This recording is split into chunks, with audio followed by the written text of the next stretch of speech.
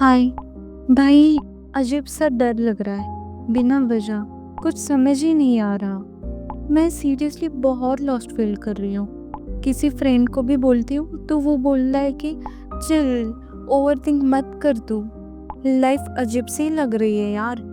बहुत बार तो पता ही नहीं चलता कि मैं क्या कर रही हूँ, क्यों कर रही हूँ। कभी लगता है सब ठीक हो जाएगा, फिर एकदम से लगता है कि मैं जा कहाँ रही हूँ।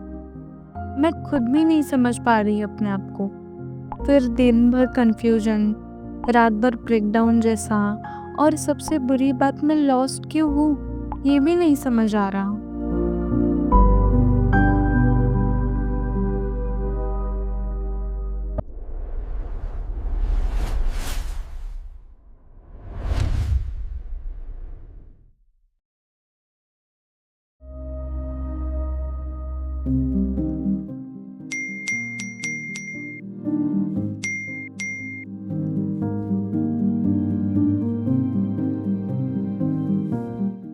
यार, ऐसे सोचने वाले तुम अकेले नहीं हो। आज जितने भी लोग हैं, चाहे वो स्टडी कर रहे हो या जॉब, उनके अंदर भी कई बार यही कंफ्यूजन चलता है। तुम्हारी तरह ही आज इंडिया में करोड़ ऑफ लोग हैं जो एग्जैक्ट सेम फीलिंग छुपाकर चल रहे हैं। तुम लॉस्ट नहीं हो यार, तुम ओवरलोडेड हो। और इसी ओवरलोड की जड़ तुम्हारे इमोशंस में नहीं, सिस्टम की वायरिंग में छिपी है।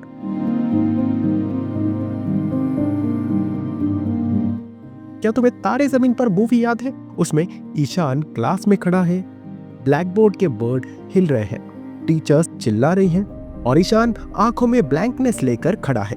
एक बात बता, कभी तुम भी क्लास में बैठे बैठे फालतू में हवा में देखते रहते होगी, जैसे दिमाग ऑफ हो गया हो या ख्यालों में खोई हुई। Exactly bro. और वो मूवी वाली ईशन जैसी मैं नहीं हूँ। मैं ये नहीं कह रहा कि तुम वैसी हो, पर तुम्हारी और कई सारे लोगों की कंफ्यूजन भी बिल्कुल वैसे ही है। कभी सोचा है हमने अपने जिंदगी में 15-20 साल स्कूल कॉलेज में स्पेंड किया। हर साल अनगिनत बुक पढ़े, अनगिनत एग्जाम दिए, अनगिनत होमवर्क पेजेस लिखे पढ़े, अनगिनत वर्ड्स थेरीज को याद करते हुए एंडलेस रट्टा मारा। पर इनमें से कितनी सारी चीजें हमारे जीवन में सच में इम्पोर्टेंट रही? प्रॉब्लम ये है कि मैं पढ़ रही हूँ, मार्क्स भी आ जाते हैं, पर कुछ दिमाग में टिकता ही नहीं। और पता नहीं क्या पढ़ रही हूँ, क्या ये मेरी जिंदगी में काम आ जाएगा, ये सब कोई बताता भी नहीं है। क्योंकि सिस्टम ने तुम्हें लर्निंग नहीं, ओबीडियंस सिखाया है। बस इंस्ट्रक्शन फॉलो करना सिखाया है, पढ़ना तो कभी सिखाना ही नहीं था। क्या एक सवाल का जवाब दोगे? कभी किसी ने पूछा है तुम्हें, तुम कैसी हो, तुम सच में क्या फील कर रहे हो? अरे ये सब सोचने के लिए टाइम ही कहाँ है। एग्जाम का स्ट्रेस, पढ़ाई का स्ट्रेस, ये स्ट्रेस खत्म ही नहीं हो रहा। यार, ये सिर्फ तुम्हारे बारे में नहीं है, हमारी लाइफ को ही ऐसे डिजाइन किया गया है।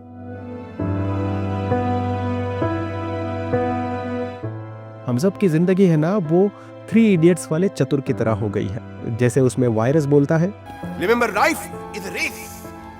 अगर तेज नहीं भागोगे तो कोई तुम्हें कुचल के आगे निकल जाएगा। पर सच कहो तो 95% बच्चे आज ऐसे भागने के इल्यूजन की वजह से भी लॉस्ट फील करते हैं। हमें कई सालों तक एक ही लूप में डालकर ट्रेन किया जाता है।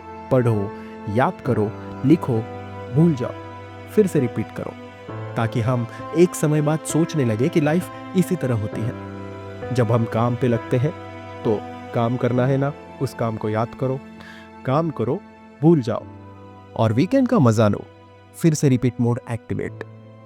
आजकल तो सब यही करते हैं। सैड पार्ट, सबको ये नॉर्मल लगता है, क्योंकि बेटा पापी पेट का सवाल जो है, वैसे ही एग्जाम का भी है, वो भी सबको नॉर्मल लगती है। तो यार इसका मतलब रट कर एग्जाम देना, सबका भूल जाना, ये भी नॉर्मल नहीं है। नहीं यार, बिल्कुल नहीं। और ये भूलना तुम्हारी गलती नहीं है, ये डिजाइन ही गलत था। क्या तुमने इनसाइड आउट मूवी देखी है? जब सैडनेस मेमोरी ऑप को टच करती है तो उसका पूरा कलर बदल जाता है। वैसे ही रियल लर्निंग तभी होती है जब लर्निंग से इमोशंस जुड़ते हैं। पर स्कूल हमें पढ़ाई के नाम पर क्या देता है? अलजेब्रा, ट्रिग्नोमेट्री, डेट्स और एंडलेस रट्टा। और साइडलाइन कर देता है या कभी नहीं सिखाता कॉन्फिडेंस कैसे बनता है, स्ट्रेस कैसे हैंडल करते हैं, सेल्फ वर्थ क्या होती है, आइडेंटिटी कैसे बनती है, रियल डिसीजन कैसे लिए जाते हैं, इमोशंस कैसे मैनेज करते हैं, लाइफ पर्पस कैसे मिलता है। स्कूल हमेशा ही इंफॉर्मेशन को ओवरलोड कर देता है और दूसरी तरफ लाइफ हमेशा ही इमोशंस के साथ चलती है। भाई मैं टीचर से कुछ पूछूं तो बोलती है बेटा सिली क्वेश्चंस मत पूछो, सिलेबस के बाहर का भी मत पूछो। पर कुछ चीज़ों को मुझे समझना होता है। क्योंकि सिस्टम ने रट्टा मार कर लिखे हुए एक तरह के आंसर को ही महत्वपूर्ण बनाया है और दिमाग की क्यूरियोसिटी बढ़ाने वाले क्वेश्चंस को खतरा। क्या आपको पता है ह्यूमन ब्रेन रटने के लिए कभी बना ही नहीं होता। ब्रेन बना है पैटर्न सीखने के लिए, इमोशंस एब्जॉर्ब करने के लिए, रियल लाइफ प्रॉब्लम सॉल्व करने के लिए, क्यूरियोसिटी से चलने के लिए। पर स्कूल हमसे करवाता क्या है? Meaningless memorisation, stress based repetition, fear driven learning, marks oriented pressure. Inside out movie में याद है, जॉय देखती है कि पुराने मेमोरीज ग्रे बॉक्स बनकर डंप हो रही है। वैसे ही होता है हमारे ब्रेन के साथ। तो ये मैं एग्ज़ाम के बाद जो सब धीरे धीरे भूल जाती हूँ, वो मेरी मेमोरी की वीकनेस नहीं है। नहीं यार, तुम्हारा ब्रेन परफेक्टली नॉर्मल है, सिस्टम एबनॉर्मल डिजाइन हुआ है। याद है दंगल मूवी में छोटी गीता प्रेशर में रात को चुपके से रोती है। वही प्रेशर, वही हेल्पलेसनेस के साथ तुम्हारे जैसे कई सारे लोग हर रात वही फील करते हैं और आवाज भी नहीं निकालते। भाई तुम्हें पता है मैं इतनी बार रात को रो चुकी हूँ, अब याद भी नहीं काउंट, पर कभी किसी को पता ही नहीं। मुझे लगा प्रॉब्लम मुझ में है। नहीं यार, प्रॉब्लम तुम नहीं, प्रॉब्लम वो सिस्टम है जो तुम्हारी इमोशनल रियलिटी समझने के लिए बना ही नहीं था। स्कूल हमें सिखाता है कैसे पढ़ना है, पर जिंदगी मांगती है कैसे जीना है। जिंदगी ना मिलेगी दोबारा का वो डाइविंग वाला सीन याद है? ऋतिक जंप करता है, पहले तो वो डरता है और फिर क्लियरिटी आती है।